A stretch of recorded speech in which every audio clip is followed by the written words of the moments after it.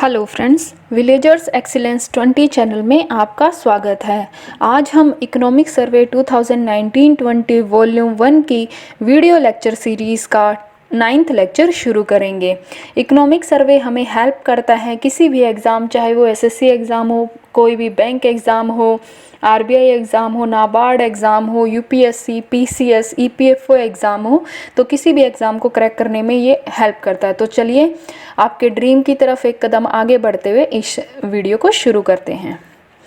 Chapter 9 की theme है privatisation and wealth creation. तो प्राइवेटाइजेशन का मतलब क्या होता है, यानी कि मार्केट को ओपन कर देना, फ्री कर देना नई एंटरप्राइजेस को आने के लिए, ताकि मार्केट में जो है गवर्नमेंट का जो मार्केट शेयर है वो कम हो और नई नई फर्म्स आए। नई नई फर्म्स आएंगी तो उससे क्या होगा, नई नई टेक्नोलॉजी आएगी, इनोवेशन होगा और बेहतर चीज़ें मिलेंगी और एट लास्ट फ़ायदा इसका किसको होगा, कंज्यूमर्स को होगा। और प्राइवेटाइजेशन होने से जब इन्वेस्टमेंट आएगी तो उसके साथ हमारी कंट्री में उससे वेल्थ क्रिएट होगी, और जब वेल्थ क्रिएट होगी तो हमारी जीडीपी बढ़ेगी और हमारा जो 5 ट्रिलियन इकॉनमी बनने का सपना है 2024 टू 25 वो भी हम अचीव कर सकते हैं। साथ ही साथ हम नई बहुत सारी जॉब्स को क्रिएट कर सकते हैं, तो एम्प्लॉयमेंट भी बढ़ेगी। तो चैप्टर 9 जो है वो मार्गरेट थैचर की कोट से शुरू होता है। मार्गरेट थैचर जो है वो बेसिकली यूके की प्राइम मिनिस्टर रही हैं 1980s में। तो सोवियत संघ के अगेंस्ट में जब वहाँ पे सोशलिज्म को ज़्यादा फोकस किया गया, इकोनॉमी को सोशलाइजेशन बेस्ड वहाँ बनाया गया, तो इन्होंने जो है वहाँ पर उसी टाइम पे मार्केट, फ्री मार्केट को जो है सपोर्ट किया। और इन्होंने कहा कि जो फ्री मार्केट है उससे क्या होगा, उससे जो है पूरी की पूरी सोसाइटी को ही बेनिफिट होगा। तो जब हम अगर इंडिया की बात करें तो 2019 नवंबर में इंडिया ने जो है बहुत बड़ा एक प्राइवेटाइजेशन ड्राइव चालू किया था पूरे डिकेड में। वहाँ पर जो हमारी सेंट्रल पब्लिक सेक्टर एंटरप्राइजेस थी, जिसकी यहाँ पर एग्जांपल लिया गया है इस सर्वे में भारत पेट्रोलियम कॉरपोरेशन लिमिटेड का। तो यहाँ पर जो गवर्नमेंट थी उन्होंने इन प्रिंसिपल अप्रूव किया क्या, कि जो गवर्नमेंट ऑफ इंडिया है उनका जो पेड अप शेयर कैपिटल है वो 51% से घटा दिया जाएगा, यानी 51% से हम नीचे लेके आएंगे सेंट्रल पब्लिक सेक्टर एंटरप्राइजेज में। तो इन सब से क्या होगा कि जो हमारी गवर्नमेंट ने इन सारी प्रोसेस से क्या किया कि जो भारत पेट्रोलियम कॉरपोरेशन लिमिटेड जो कि एक सरकारी कंपनी थी, तो उसमें गवर्नमेंट ने अपनी शेयर होल्डिंग को 53.29% तक कम कर दिया। अगर हम कंपैरिजन करें कि प्राइवेटाइजेशन को, अब इन्होंने जो एग्जांपल लिया है, कंपेयर किया है बीपीसीएल और एचपीसीएल को, जो कि दोनों ही गवर्नमेंट की कंपनियां हैं, तो इनको इन्होंने कंपेयर किया है कि प्राइवेटाइजेशन के बाद भारत पेट्रोलियम कॉरपोरेशन लिमिटेड के शेयर्स में और हिंदुस्तान पेट्रोलियम कॉरपोरेशन लिमिटेड के शेयर में क्या फ़र्क पड़ा है, ताकि हम बेहतर समझ सके कि प्राइवेटाइजेशन के क्या बेनिफिट्स हैं, क्या इफेक्ट आए हैं।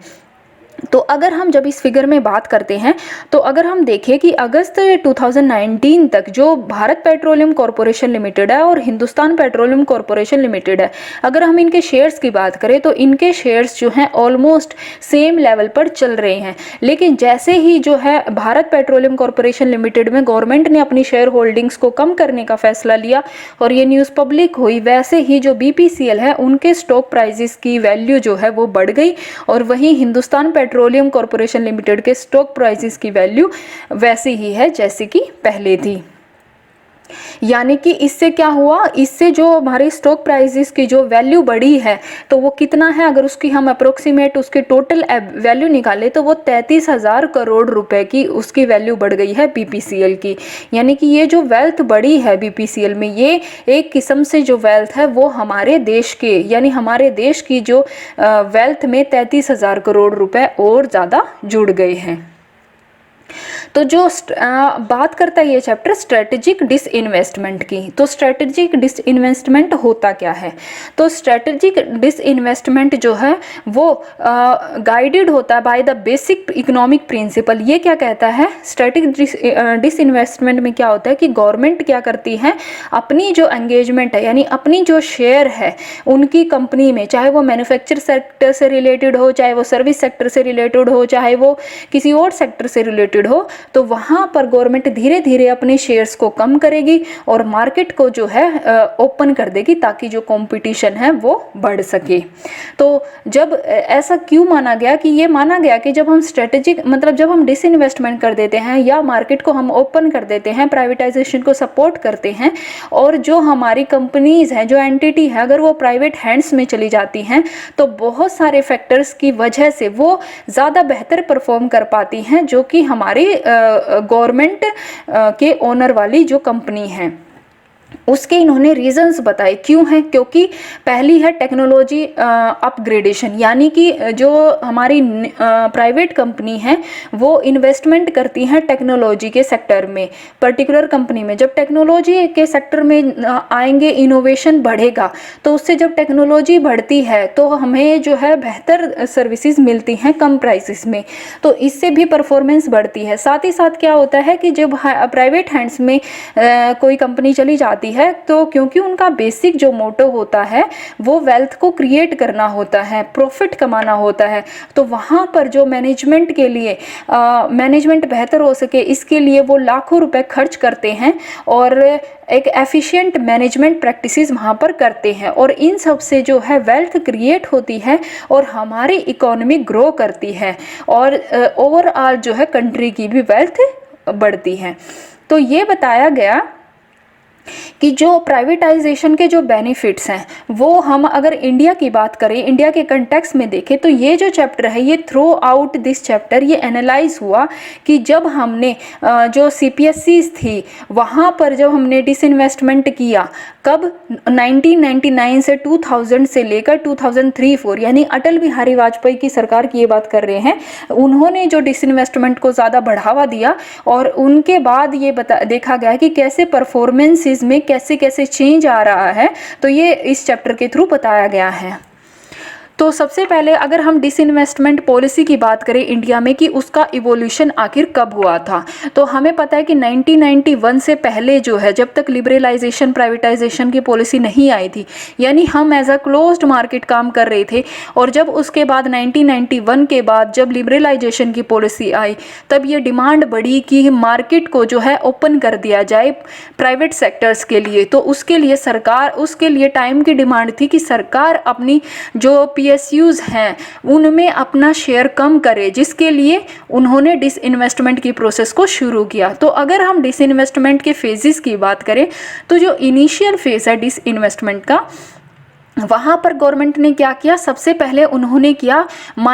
Cell of minority stakes in bundle through auction. यानी ये क्या करती थी, ये बहुत सारी कंपनीज के थोड़े थोड़े शेयर्स उठा लेती थी और उनको बंडल में ये बेच देती थी, यानी कि वो अपना मैनेजमेंट कंट्रोल जो था वो सरकार नहीं छोड़ती थी, प्राइवेट हैंड्स में नहीं छोड़ती थी, बल्कि वहाँ पर कुछ शेयर्स ये प्राइवेट हैंड्स में दे दिए जाते थे। और इसके बाद जो है जब अटल बिहारी वाजपेयी की सरकार आती है तब ये जो है स्ट्रेटेजिक डिसइन्वेस्टमेंट की पॉलिसी लेके आते हैं। स्ट्रेटेजिक डिसइन्वेस्टमेंट में बेसिकली क्या होता है कि गवर्नमेंट अपनी शेयर होल्डिंग का, जो कि सेंट्रल पब्लिक सेक्टर एंटरप्राइजेज होती है, इनमें से अपनी शेयर होल्डिंग का ये 50% या उससे भी ज़्यादा जो शेयर है वो प्राइवेट हैंड्स में बेच देते हैं, यानी ऑक्शन के थ्रू उनको बेच दिया जाता है और साथ ही साथ इनमें मैनेजमेंट कंट्रोल भी ट्रांसफ़र कर दिया जाता है। यानी कि जब ये पॉलिसी 1991 में शुरू हुई तो वहाँ पे सरकार जो है मैनेजमेंट कंट्रोल ट्रांसफ़र नहीं करती थी,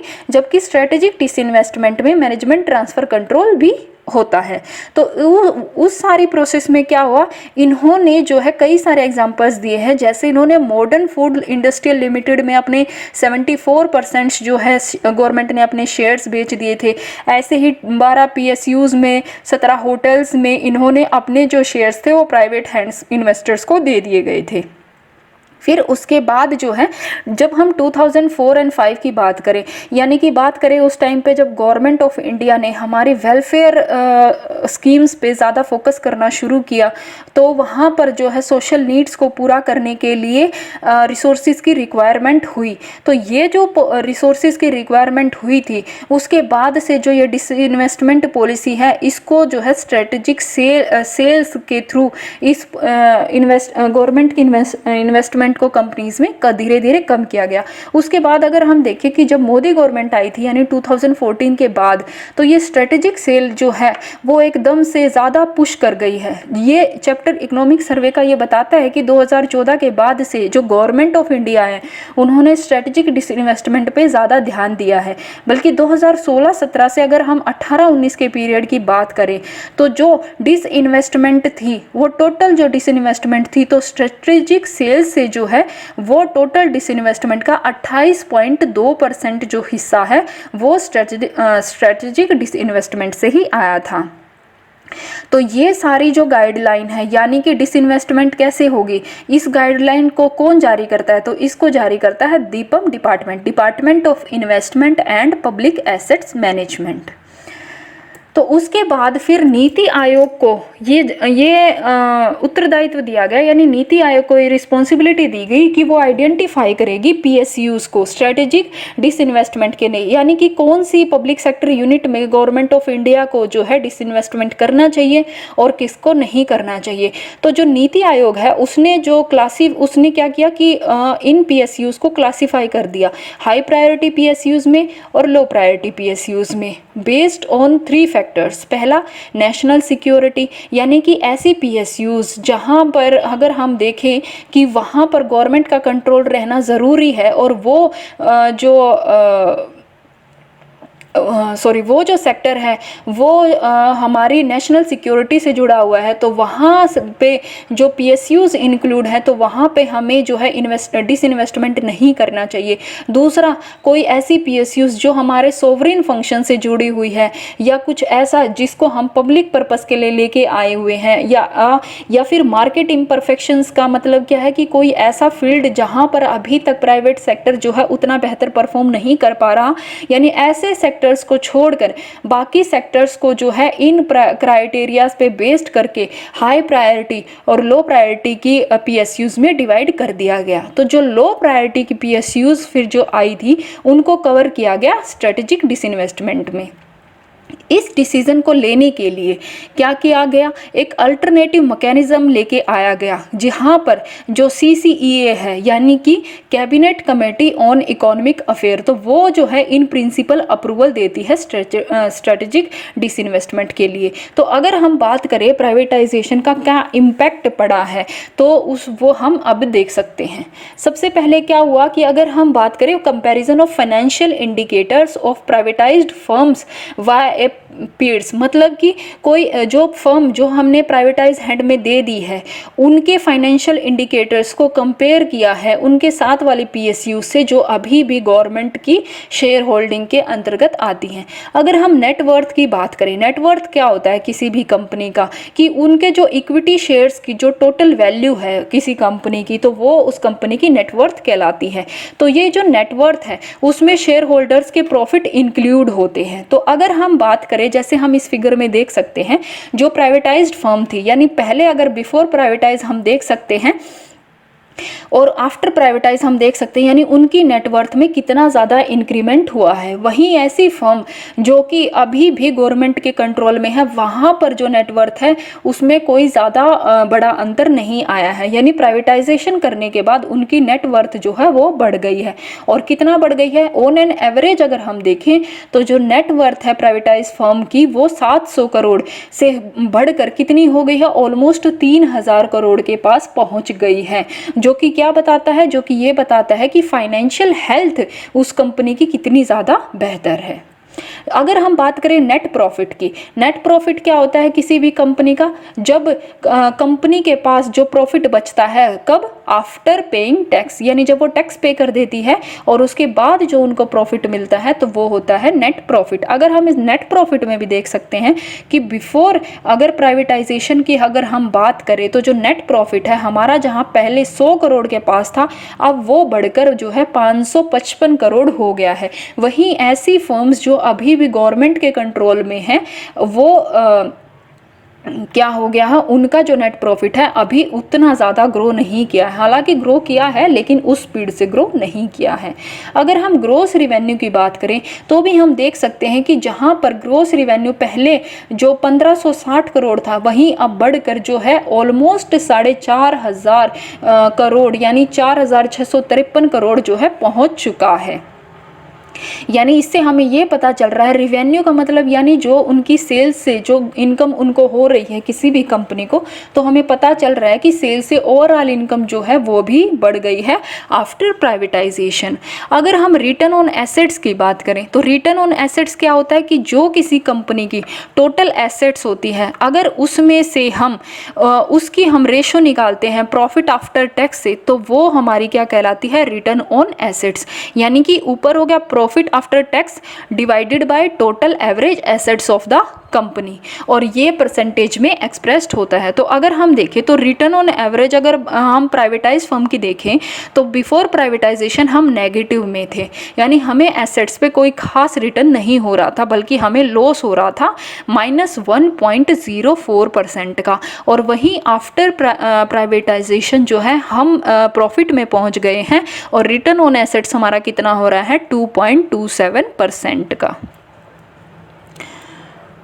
अगर हम रिटर्न ऑन इक्विटी की बात करें तो रिटर्न ऑन इक्विटी क्या होता है, रिटर्न ऑन इक्विटी होता है जब रिटर्न ऑन एसेट जो था वो क्या था, प्रॉफिट आफ्टर टैक्स, और कितना कि उसका रेशियो निकाला जाता था प्रॉफिट आफ्टर टैक्स का टोटल एवरेज एसेट से। अगर हम रिटर्न ऑन इक्विटी की बात करें तो ये प्रॉफिट आफ्टर टैक्स होता है, लेकिन किसका परसेंटेज होता है, इसमें एवरेज नेट वर्थ ली जाती है। तो अगर हम देखें तो जो रिटर्न ऑन इक्विटी था वो 9.6% था पहले, और अब वो बढ़कर 18.3% हो गया है। यानी यहाँ भी हमें जो है इंक्रीमेंट देखने को मिला है। और अगर हम नेट प्रॉफिट मार्जिन की बात करें तो नेट प्रॉफिट मार्जिन क्या होता है, किसी भी टैक्स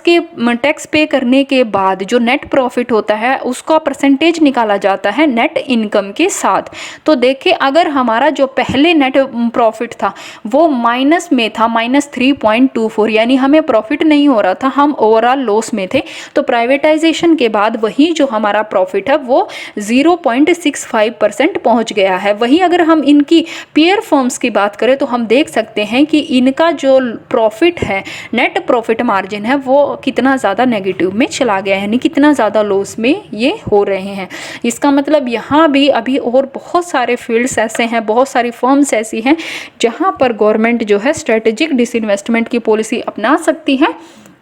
अपने शेयर्स को बेच सकती है और जो है प्रॉफिट गेन हो सकता है। अगर हम सेल्स ग्रोथ की बात करें तो ये भी हमारा जो है 14.27% से बढ़कर जो है 22.3% हो गया है प्राइवेटाइजेशन के बाद। अब अगर हम बात करें कि जो हमारा सारा प्रॉफिट हुआ है क्या वो हमारे एम्प्लॉयज़ के पास भी गया है या नहीं गया है, तो ये जो हमारी बताती है, ये कहता है कि जो नंबर ऑफ एम्प्लॉय, जो ग्रोस प्रॉफिट है पर एम्प्लॉय, वो हमारा जो है पहले से गिरा है। यानी प्राइवेटाइज फर्म में भी या उनके जो पेयर फर्म है दोनों में गिरा है, लेकिन जो रिडक्शन हुआ है प्रॉफिट में, जो रिडक्शन हुआ है, जो डिक्लाइन हुआ है, वो डिक्लाइन जो है वो प्राइवेटाइज फर्म में कम हुआ है बजाय कि जो फर्म अभी पेयर फर्म्स हैं उनके बजाय।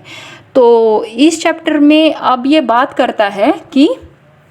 वे फॉरवर्ड्स इस चैप्टर का क्या है। तो ये जो चैप्टर है, इस पूरे चैप्टर में हमने ये एनालाइज किया है कि डिसइन्वेस्टमेंट के बाद क्या होता है, कैसे परफॉर्मेंस बढ़ी है फर्म्स की, कैसे उनकी ओवरऑल प्रोडक्टिविटी बढ़ी है और वेल्थ क्रिएट हुई है। तो इसमें ये देखा गया कि बहुत सारे मल्टीपल इफेक्ट्स जो हैं हमारे सेक्टर्स पे पड़ते हैं, इकोनॉमी पे पड़ते हैं जब प्राइवेटाइजेशन होती है। जब प्राइवेटाइजेशन होती है वेल्थ क्रिएट होती है, जॉब क्रिएट होती है, है। और फिर इन्वेस्टमेंट हम किसी भी देश में जो है इन्वेस्टमेंट होता है, इकोनॉमी में इन्वेस्टमेंट होता है, सरकार के पास पैसा आता है, वेलफेयर में सरकार पैसा लगा देती है, ओवरऑल हमारी इकोनॉमी ग्रो करती है। दूसरा क्या है कि इन्होंने जो हम बताया गया है इस चैप्टर में कि यहाँ पर एग्रेसिव डिसइन्वेस्टमेंट हुआ है, तो जो और वो भी किसके थ्रू हुआ है, वो भी स्ट्रेटेजिक सेल के थ्रू हुआ है। तो उससे क्या हुआ है, जब हम स्ट्रेटेजिक सेल के थ्रू डिसइन्वेस्टमेंट करते हैं तो हम जो हमारे रिसोर्सेज हैं उस फर्म्स के,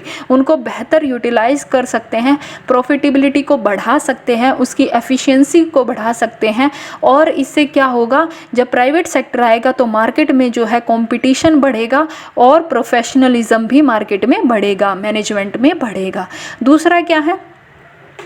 ये कहते हैं कि हमें अपना फोकस जो है उन कंपनीज पे करना चाहिए, यानी कि ऐसी फर्म्स जो कि इतने लंबे टाइम से प्रॉफिट में नहीं जा रही, जो कि लॉस में जा रहे हैं, यानी कि जो लो प्रायोरिटी में आती हैं, जो सीपीएसई लो प्रायोरिटी में आती है, वहाँ पर गवर्नमेंट को अपने रिसोर्सेज यूज़ ना करके, क्योंकि जो गवर्नमेंट हमारा पैसा लगाती है फर्म्स में वो सारा पैसा हमारे टैक्स पेयर्स का होता है, ओवरऑल वो कॉमन मैन का पैसा होता है। तो जो पैसा वहाँ लगाती है उससे बेहतर है कि वहाँ से हम जो है अपने पैसे को निकाल के बेहतर जगह हम उसको यूज़ कर सकते हैं। हम पब्लिक इंफ्रास्ट्रक्चर बना सकते हैं, जैसे रोड्स हो गया, पावर ट्रांसमिशन लाइंस हो गई, हम जो है एग्रीकल्चर सेक्टर में उसका यूज़ कर सकते हैं, वेलफेयर सेक्टर में उसका यूज़ कर सकते हैं। और जब हम ओवरऑल इंफ्रास्ट्रक्चर को डेवलप करते हैं तो भी हमारे पास जो है इन्वेस्टमेंट आती है और बेहतर तरीके से हमें जो है इन रिसोर्सेज का एलोकेशन करना चाहिए। तो अगर हम ये देखें कि जो नंबर ऑफ फर्म्स हैं,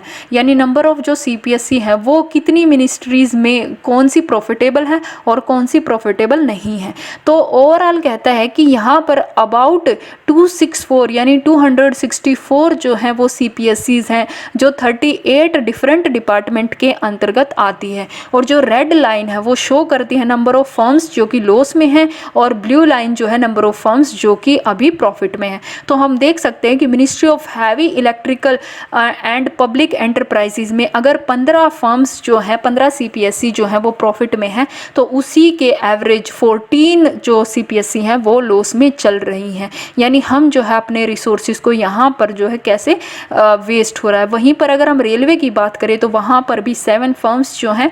7 सीपीएसई जो हैं वो लॉस में चल रही हैं, केमिकल में भी लॉस में चल रही है। यानी ओवरऑल हर मिनिस्ट्री में जो है